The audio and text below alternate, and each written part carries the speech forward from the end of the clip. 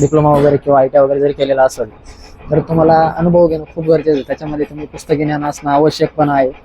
दुसरा म्हणजे तुम्हाला अनुभव पण घेणं गरजेचं आहे. एक साधारण कारसाठी तुम्हाला एक 5 ते 6 वर्ष काम करावंच लागेल गॅरेजमध्ये. त्याच्यानंतर तुम्हाला अनुभव येईल. किंवा हे क्षेत्र पण असं खूप छान आहे, याच्यामध्ये काही वाईट पण नाही, इन्कम पण चांगला असतोय. तुम्हाला फक्त विश्वासाने काम करायचं आहे, विश्वास जपायचा आहे. कस्टमरचा विश्वास जपल्यानंतर या क्षेत्रामध्ये पण खूप मार्जिन वगैरे आहेत, काही प्रॉब्लेम नाही आहे तसं. आता जे यंग जनरेशन आहे, समजा तुम्ही नोकरी करण्यापेक्षा हा व्यवसाय जर केला तर बेस्ट आहे. थोडंसं स्ट्रगल करावे लागेल, पण स्ट्रगल केल्यानंतर तुमचा पण व्यवसाय सेट झाल्यानंतर तुम्ही पण ऐशो आरामाची जिंदगी जगू शकता. नमस्कार, उद्योग स्पार्कमध्ये आपलं सर्वांचं सहर्ष स्वागत आहे. आज आपण आलेलो आहे महालक्ष्मी ॲटो कार गॅरेजला भेट देण्यासाठी. तर महालक्ष्मी ॲटो कार गॅरेजचे मालक आमचे मित्र संकेत भाऊ आपल्यासोबत आहे. तर संकेत भाऊ, मला एक सांगा, या व्यवसायाला आपण कधीपासून सुरुवात केली? मी या व्यवसायाला 2019 साली सुरुवात केली होती. या व्यवसायामध्ये सुरुवात करून कोरोना आणि व्यवसायाला सुरुवात करून बरोबर ते झाल्यामुळे मला खूप गोष्टींना स्ट्रगल करावं लागलं या गोष्टीमध्ये. त्याच्यानंतर मी छोटंसं गॅरेज टाकलं होतं, एक लिंबाच्या झाडाखाली होतं म्हटलं तरी चालेल. त्याच्यापासून मी आज एवढा मोठा व्यवसाय उभा केला आहे. पण त्या गोष्टीमध्ये खूप मोठ्या गोष्टी स्ट्रगल आणि कस्टमरची भरपूर मोठी साथ होती, त्यामुळे ही गोष्ट शक्य झाली आज. ही गॅरेज सुरू करण्याची कल्पना आपल्या डोक्यामध्ये कशी आली? काय कल्पना येण्याचं काय हे होतं तुम्हाला मोटिवेशन? या कल्पना येण्यासाठी याच्यामध्ये माझे बंधू ट्रकचं काम करत होते, त्यांनी या धंद्यात येण्याचं मला सुचवलं. त्याच्यानंतर मी या लोणी प्रवरा येथे 4 ते 5 वर्ष काम केल्यानंतर पुण्यामध्ये 2 वर्ष काम केलं. त्याच्यानंतर मी तळेगाव दिघे इथे वर्कशॉप चालू केलं, एकदम छोट्या याच्यामध्ये. त्याच्यानंतर मी वर्कशॉप चालू केल्यानंतर लगेचच कोरोना लागल्यामुळे मला खूपच गोष्टीला स्ट्रगल करावं लागलं.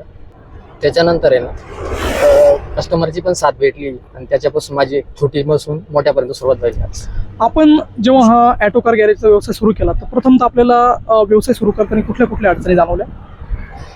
याच्यामध्ये कस्टमरचा विश्वास जपणं या गोष्टी, किंवा मटेरियलचा इश्यू, मटेरियल कुठं काय भेटतं हे माहीत नसतंय.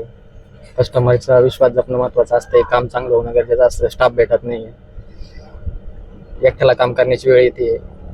रस्त्यात ब्रेकडाऊनची पण सर्व्हिस देणं भाग होतं, त्यावेळेस सगळं एकट्यालाच बघायची वेळ होती. अनेकशा गोष्टी अशा आहे की ते सांभाळणं खूप अवघड असतं. नवीन काळामध्ये सुरुवात झाल्यानंतर चालू व्हायला पण खूप वेळ लागतो. त्याच्यामध्ये लगेच असतं काय ती मोठं होत नाही माणूस कोणी. आता हे इतकं मोठं गॅरेज आहे की जेणेकरून आपण बघू शकतो की काही ॲक्सिडेंटल गाड्या पण आपल्याकडे 10-15 गाड्या आहे आणि इतर गाड्या साधारणतः 30 ते 40 गाड्या आपल्या गॅरेजला लागलेल्या आहे. तर प्रथम आपण हे सुरू करत असताना समजा कुठल्या कुठल्या गाड्यांचं आपल्याकडे काम किंवा कुठल्या कुठल्या सेवा आपण या ठिकाणी कस्टमरला देत असतो? याच्यामध्ये मी सर्वच सेवा देतो. डेंटिंग, पेंटिंग आहे, इन्शुरन्स क्लेमची पण कामं करतोय, इंजिन वर्क आहे, आपल्याकडे टोईंग सर्व्हिस पण अवेलेबल आहे, मेकॅनिकल काम पण आहे, इलेक्ट्रिशियन आहे, ACचं वर्क पण होत आहे, डेंटिंग पेंटिंग आहे, मेकॅनिकल आहे. अशा पद्धतीने आपण सर्वच कामं एका छताखाली सर्वच काम करू शकतो. आपल्याकडे स्पेशली कुठल्या ब्रँडच्या गाड्यांची जास्त कामं घेतली जातात? आपल्याकडे Maruti Suzuki, Mahindra, Skoda, Toyota आणि टाटा या ब्रँडच्या गाड्या जास्त असतात आपल्याकडे वारंवार. संकेत सर, जनरली आपण बघितलं तर काही बाहेरच्या कंट्रीच्या ज्या कार असतात ज्याचं की समजा मेंटेनन्स वगैरे खूप महागडा असतो, तर अशा याच्यामध्ये समजा जे काही आपले इंडियन कार आहे जसं की टाटा मोटर्स असेल, मारुती सुझुकी असेल, तर याच्या तुलनेमध्ये कुठल्या कारला जास्त मेंटेनन्स येत असतो? याच्यामध्ये मेंटेनन्स असतो, Volkswagenच्या ज्या कार आहेत त्यांचा मेंटेनन्स खूप कॉस्टली असतो. त्याच्यामध्ये टोयोटा पण कॉस्टली आहे, पण त्यांना लाईफ पण जास्त असते.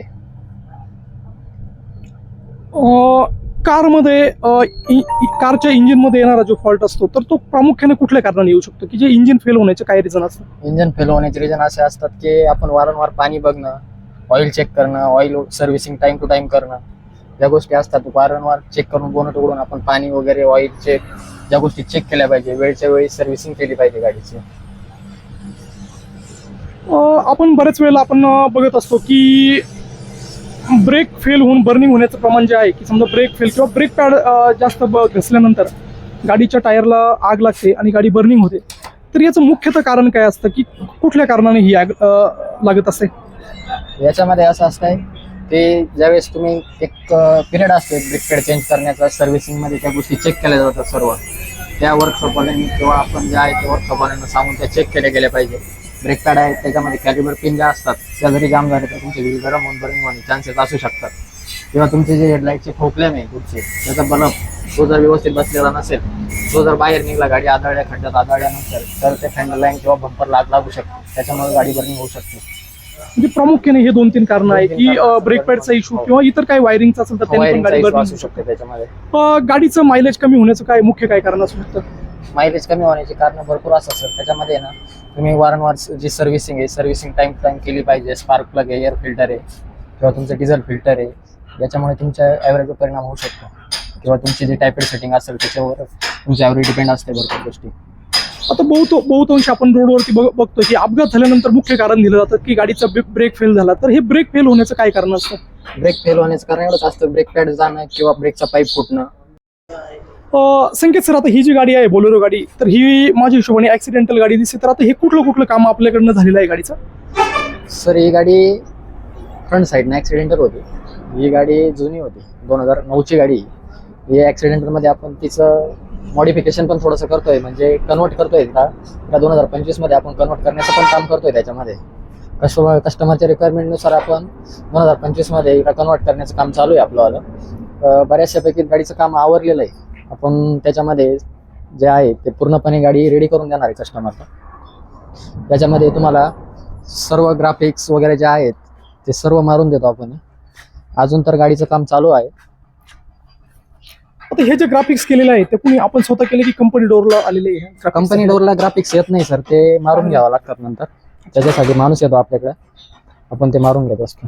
आता गाडीमध्ये आपण कुठले चेंजेस केलेले, म्हणजे कुठलं काम झालेलं आहे आता ह्या गाडीमध्ये? फ्रंट शो आहे तो BS6 जी गाडी येते बोलेरो आता 2025ची, तिचा शो बनवलेला. बॅक साईडनी पण आपण ते केलेलं आहे.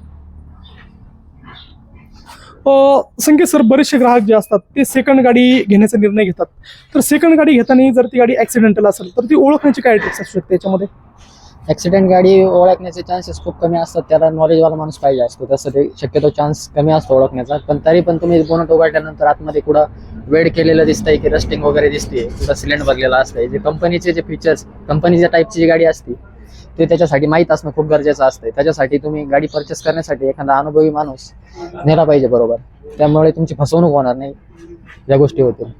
आता बेसिक समजा ही गाडी आहे आणि ही भविष्यामध्ये समजा एखादा ग्राहक परचेस करणार आहे, तर समजा ही ऍक्सिडेंटल आहे, तर ही ओळखण्याची काय मेथड असते, एखादी दाखवू शकता?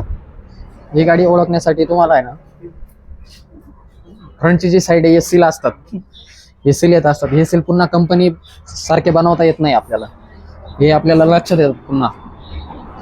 आणि फ्रंट जी साईड आहे आतमध्ये जे आहेत ते फेंडर वगैरे कळतात. आता या गाडीचं कसं आहे, नवीन पार्ट टाकले त्याच्यामुळे या गोष्टी लक्षात येणार नाही. संकेत सर, जे काही आपले हे असतात ग्राहक असतात, त्यांना वर्कशॉपमध्ये आपलं काम करायचं असतं, तर गाडीचं वर्कशॉप निवडताना आपली कुठली काळजी घ्यायची असते, का कुठलं वर्कशॉप आपण निवडलं पाहिजे? वर्कशॉप निवडताना त्या ठिकाणी तुमचे अनुभवी मेकॅनिक असणं गरजेचं आहे, तुमचा रिक्वायरमेंट असणं गरजेचं आहे त्या ठिकाणी. आणि स्पेअर पार्टचं पण अंदाज घेऊनच ते काम कसं करतायत, ओरिजिनल पार्ट वापरताय की डुप्लिकेट वापरताय, त्या गोष्टींचा अनुभव घेऊनच तुम्ही कुठेही कामाला लावताना त्या गोष्टींचा अंदाज घेऊनच लावलं पाहिजे. मेकॅनिकनं पण आधी कामाचा पण अंदाज घेतला पाहिजे, तुमच्या गाडीला खर्च किती येणार आहे काय, त्या गोष्टींचा एक अंदाज घेतला पाहिजे. त्यामधून तुम्हाला एक अंदाज येऊन जातो त्या गोष्टींचा. कार ॲक्सिडेंटमध्ये आपण जे काही इन्शुरन्स कार असते, इन्शुअर्ड झालेली कार असते, तर ती जर ॲक्सिडेंट असेल तर त्याची आपल्याकडे कामं होतात का? हो, आपण 100% क्लेमची कामं करतो. सर्वच क्लेमचे कामं आपण करतो, सगळ्या कंपन्यांची कामं आपण घेतोच.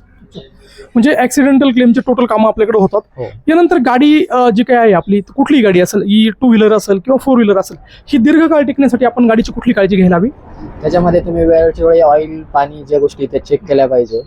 वारंवार जी सर्व्हिसिंग असते तुमची टाइम टू टाइम सर्व्हिसिंग झाली पाहिजे. जो किलोमीटरचा हिशोब असेल तुमचा, कार जर असेल तर एक 10,000 किलोमीटरपर्यंत तुम्ही गाडीची सर्व्हिस झाली पाहिजे. तुमची गाडी उभी जरी राहत असेल तर एक 8 ते 9 महिन्यानंतर तुमच्या गाडीची सर्व्हिस केलीच पाहिजे. तुम्ही ज्या किरकोळ ज्या गोष्टी त्या तुम्ही चेक करून घेतल्या पाहिजे. संकेत सर, आपण जसं की समजा समृद्धी हवी आहे किंवा लॉंग रूटला आपल्याला निघायचं आहे, तर बेसिक आपण गाडीची कुठली काळजी घ्यायला हवी, की लॉंग रूटला जेव्हा जाताना आपल्याला गाडीच्या कुठल्या गोष्टीची टेस्टिंग किंवा इन्स्पेक्शन आपण करायला हवं? आपण त्याच्यामध्ये जे आहेत वर्कशॉपला जाऊन गेल्यानंतर ब्रेकचे वगैरे जे टेस्ट आहे त्या घेतल्या पाहिजे. ऑइल लेवल आहे, पाणी आहे, गाडीमध्ये कुलंट आहे की नाही ते पण चेक करणं गरजेचं आहे. गिअर ऑइल आहे, ब्रेक ऑइल आहे, या गोष्टी ज्या आहेत त्या चेक करणं तुम्हाला गरजेचं आहे. त्यामुळे तुमची गाडी ब्रेकडाऊन होणार नाही. जे पाणी, वॉटर लिकेज आहे किंवा पाईप जे सडलेले जातात, गाडी गरम होणं, या गोष्टी त्याच्यामध्ये घडत असतात, त्याच्यामुळे गाडी ब्रेकडाऊन होऊ शकते. संकेत सर, तुम्ही मगाशी सांगितलं की एका लिंबाच्या झाडाखाली छोटंसं शेड आणि 1-2 गाड्या उभ्या राहील इतकी आपल्याकडे जागा होती. आता कमीत कमी 30 ते 40 गाड्या आपल्या गॅरेजमध्ये आता सध्या उभ्या आहे. तर आता हे सुरू केलं आपण, तर याच्यामध्ये तुम्ही पहिल्यांदा सुरू केलं तेव्हा तुम्हाला सर्वात मोठी चॅलेंजिंग गोष्ट कुठली वाटली? कस्टमरचा विश्वास पटवणं ही खूप मोठं चॅलेंजिंग गोष्ट आहे. एवढे कस्टमर पण हँडल करणं सगळ्यात मोठा चॅलेंजचा विषय आहे सर. आपल्याकडे किती वर्कर काम करताय आता? आता 7 ते 8 वर्कर काम करतात सर. जे ग्राहक आहे, ग्राहक जेव्हा आपल्याकडे गाडी घेऊन येतात तर त्यांच्या मेन रिक्वायरमेंट काय असतात आपल्या गॅरेजकडनं? तर विश्वास खूप महत्त्वाचा असतो सर. त्याच्यामध्ये त्यांचं म्हणणं आहे की आमची गाडी रस्त्यामध्ये ब्रेकडाऊन झाली नाही पाहिजे, किंवा जे आपण डेंटिंग पेंटिंगचं काम करतोय त्याच्यामध्ये ती गाडी पुन्हा रस्ट वगैरे पकडलं नाही पाहिजे गाडीने, किंवा कलर जो आहे तो डाऊन नाही झाला पाहिजे. जे कंपनी टाईप गाडी आहे त्या टाईपमध्ये आम्हाला गाडी आमची बनवून द्या.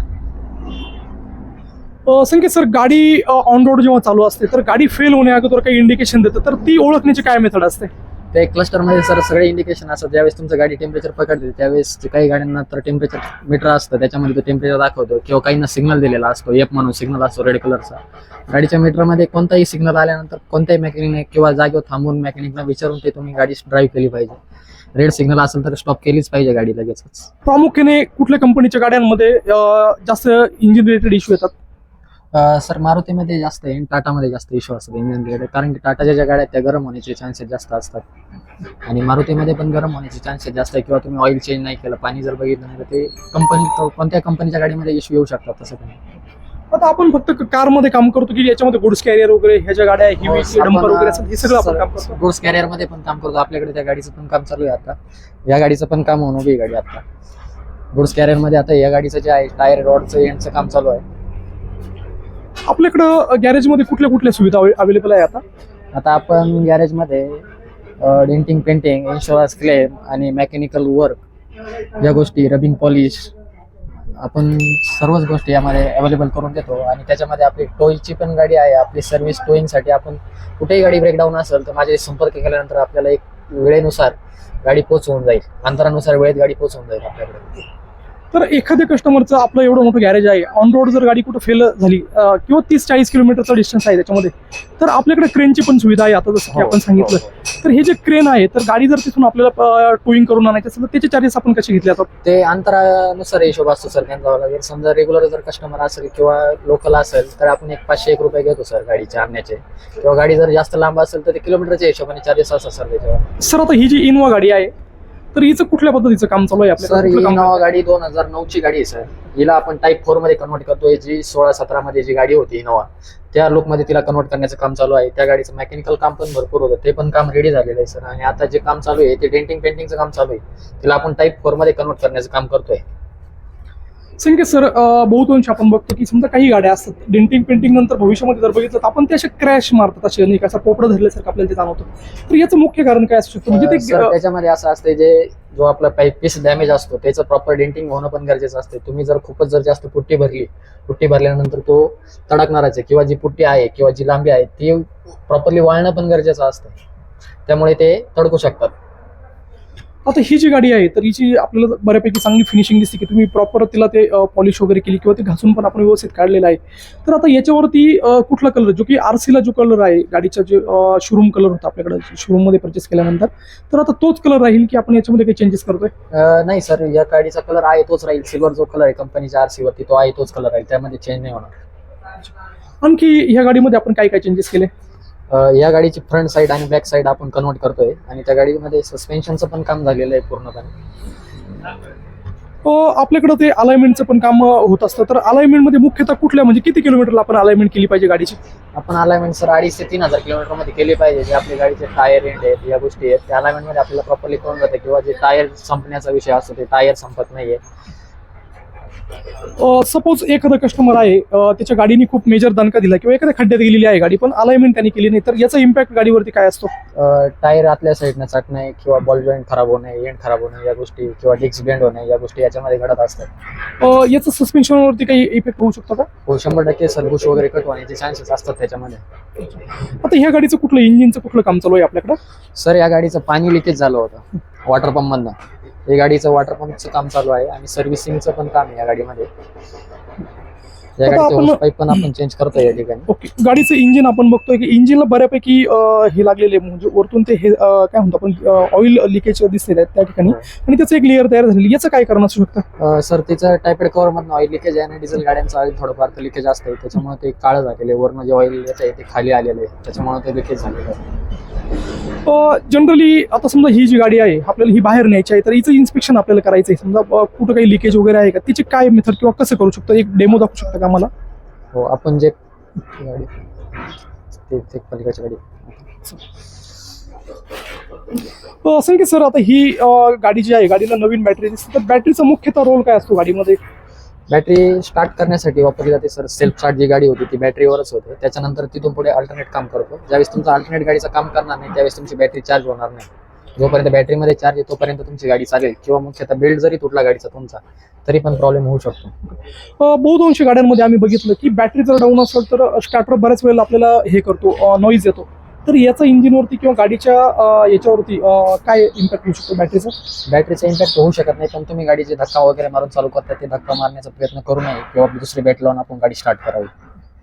ज्या नवीन कार आहे की ज्याला सेन्सरचं प्रमाण खूप मोठ्या प्रमाणामध्ये आहे, जर बॅटरी डेड असेल किंवा डाऊन जर झालेली असेल आणि आपण जर धक्का मारला तर या सेन्सरवरती काही इम्पॅक्ट होऊ शकतो? सेन्सरवरती इम्पॅक्ट होऊ शकतो सर, आणि त्याच्यामध्ये तुमची जी टायमिंग असते इंजिन ती पण त्याच्यामध्ये रॉंग होऊ शकते, किंवा जे गिअर आहे गिअर पण स्लिप होण्याचे चान्सेस असतात त्याच्यामध्ये.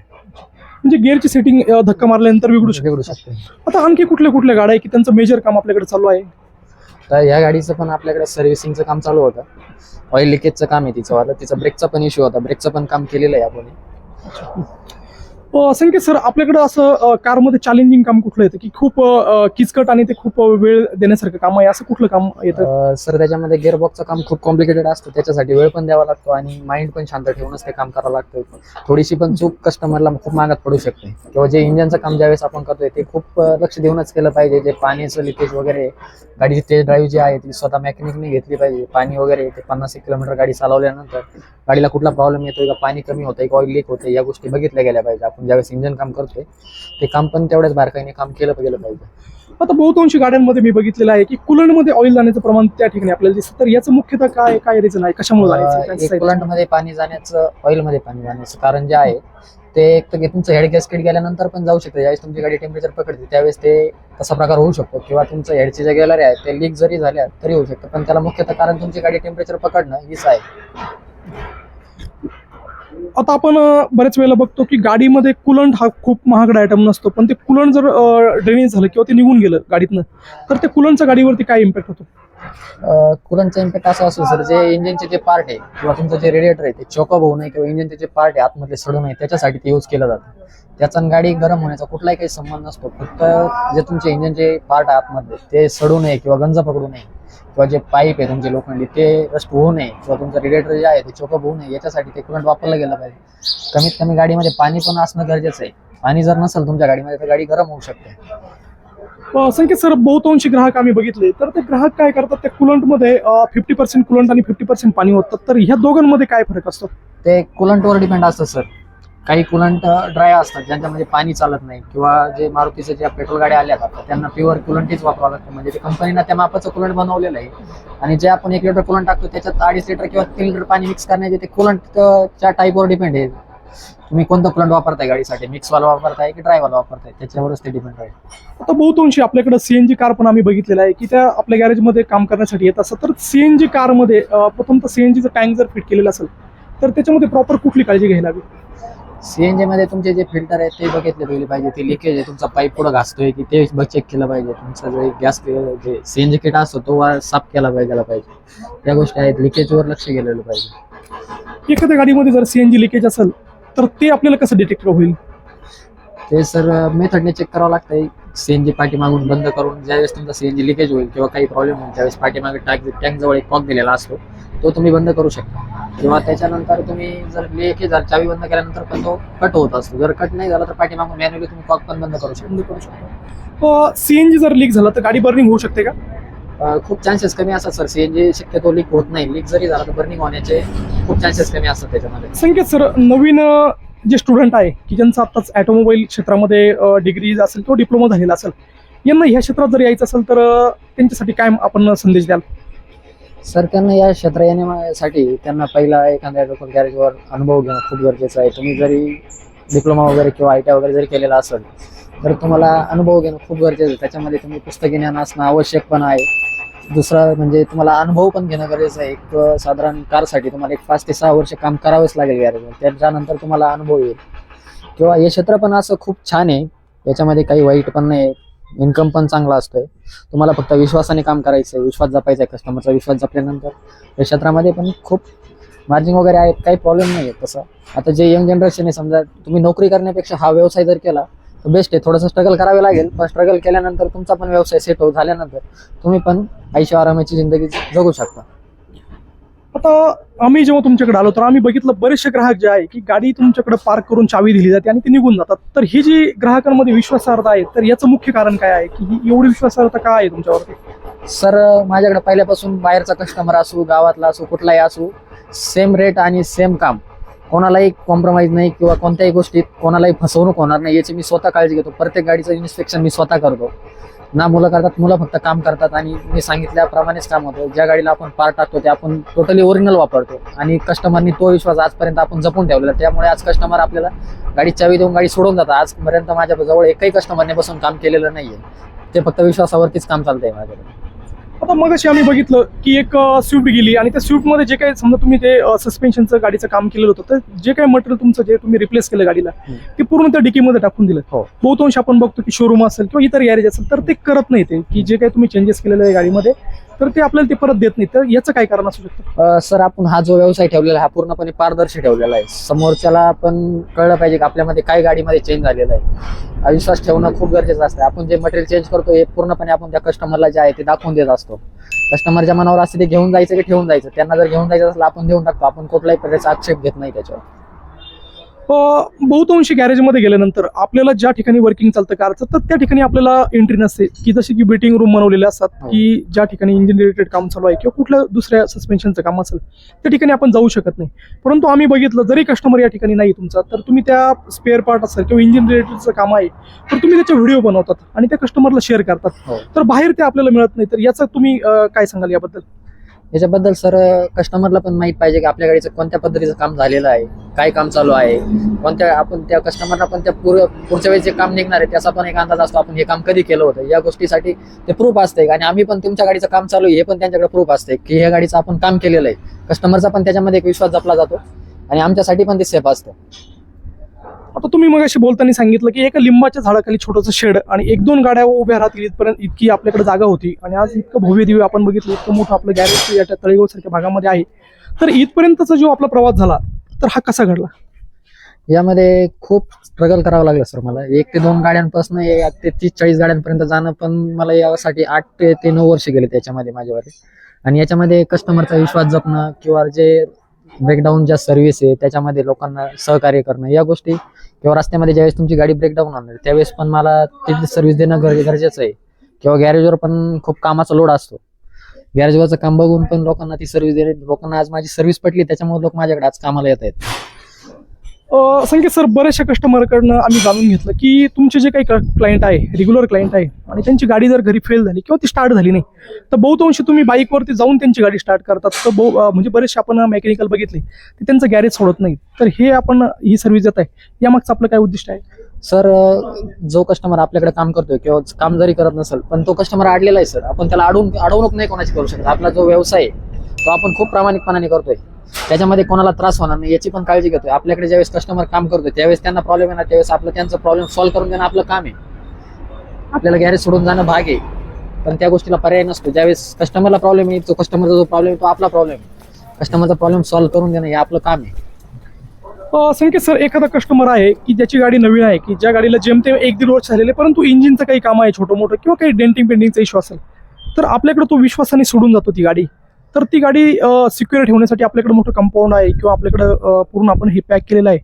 तर हे कसं, हे लोक का सोडून जातात अशा गाड्या? सर आपण पूर्णपणे पॅक केलेलं आहे आणि CCTV पण असतात आणि आपल्याकडे जे डेंटिंग पेंटिंगचे मुलं आहेत ते शॉपवरतीच असतात. त्यांना आपण रूम बनवून दिलेली. त्याच्यामुळे ग्राहकाचा पण विश्वास आहे की आपल्या गाडीला कुठलाही काही होणार नाही किंवा आपली गाडी विचारल्याशिवाय कुठून हलणार पण नाही गॅरेजवरनं. हा पण कस्टमरच्या मनात एक विश्वास आहे. त्याच्यामुळे कस्टमर न विचारता काही न बोलता गाडी पण सोडून. संकेत भाऊ, आता ही जी गाडी आहे आमचेच मित्र आहे राजू होदिगे, यांची गाडी आपल्या गॅरेजला आज उभी आहे. या गाडीचं कुठलं काम केलं आपण? सर या गाडीचं आता जे आहे ते टायर रॉड एंड जे आहे ते आपण चेंज करतोय, किंवा त्या गाडीचा लेफ्ट साईडनं जो ऍक्सिडेंट झाला होता ती बाजू पण आपण पूर्णपणे बनवलेली. पुढचा जो शो आहे आपण तो चेंज केलेला आहे सर तिचा वाला. ह्या गाडीचे जे ओनर आहे ते माझे मित्र आहे राजू होदिगे. राजू भाऊ, काय अनुभव वाटला ह्या कामामध्ये आपल्याला? अगदी एकदम कमी वेळेत आणि एकदम उत्कृष्ट काम संकेत भाऊनी केलेलं आहे. गाडीचं ट्रकनी हे केल्यामुळे इकडच्या बाजूचा जो शो आहे पूर्ण पुढचा शो पूर्ण डॅमेज झाला होता. परंतु संकेत भाऊनं दाखवलं, त्यांनी सांगितलं काय काळजी न करू. आणि मला वाटलं होतं आता कमी कमी 15-20 दिवस लागतील का या गाडीच्या कामाला, गाडीची अवस्था बघून असं वाटत होतं. परंतु संकेत भाऊने अगदी 2च दिवसात मला गाडी रेडी करून दिली. आणि कामाचा दर्जा एकदम उत्कृष्ट, म्हणजे असं कुठं वाटणार नाही का या गाडीचं कुठं डॅमेज झालं होतं किंवा काही, एकदम उत्तम काम केलं.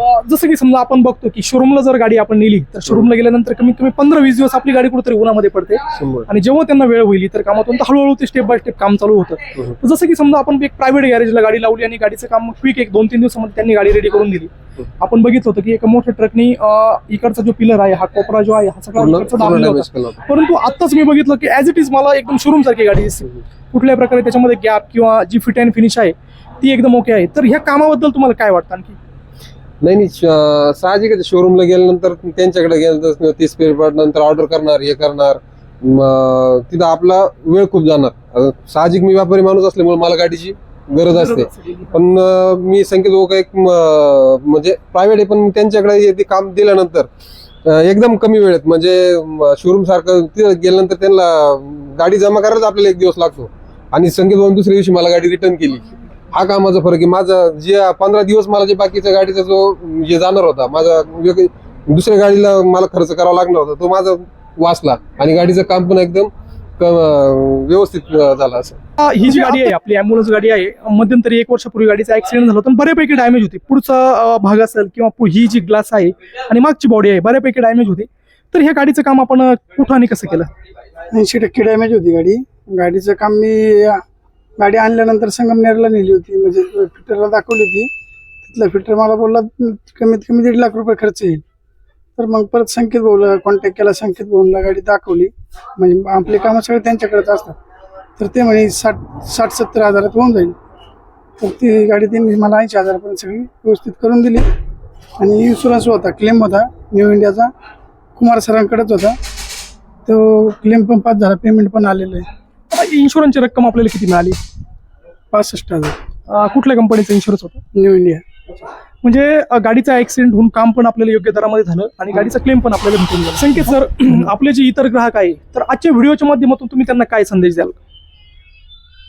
जो तुम्ही आजपर्यंत मला जो विश्वास दाखवलाय तुम्ही, तो असाच विश्वास जपण्याचं मी तुमचं काम करेल. किंवा जे काम आहे जे तुमचं ज्या आजपर्यंत विश्वासाने करतोय त्याच विश्वासाने तुमचं आज इथून पुढे काम चालू राहील. आणि माझा एक संदेश असेल का जे तुम्ही वाहनाची काळजी जे घेणार आहे ते मेकॅनिकला किंवा स्वतः पण काळजी घेणं गरजेचं आहे. जे आपण पाणी वगैरे या गोष्टी आपण स्वतः पण चेक केल्या पाहिजे, किंवा जी गाडीची अलाइनमेंट आहे ती वेळच्या वेळी केली पाहिजे. त्याप्रमाणे आपल्या टायरचं पण नुकसान होणार नाही याची पण आपण काळजी घेतली पाहिजे.